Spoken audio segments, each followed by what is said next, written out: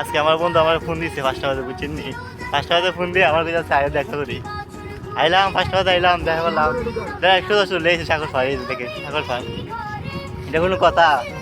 ইফতার করতাম, বাসায় মেঝে সব কিছু রেডি করছি, আর আমার ফোন তো লেগেছে দেখ সাগর ফার।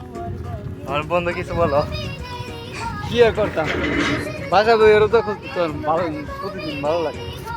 এই লেগা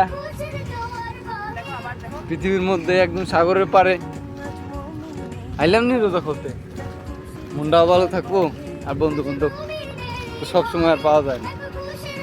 আচ্ছা গ্যাস, এটা কোনো কথা কইলো?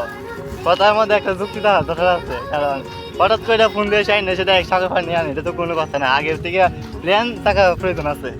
হঠাৎ করে এটা এক নিয়ে আসা, এটা কিন্তু এটা তো না না, এটা তো সারপ্রাইজ। চার পাঁচ থেকে আছে, আমার ভালো লাগছে। আচ্ছা গ্যাস, আপনারা সবাই ইফতার করবেন, আমরা ইফতার করতেছি।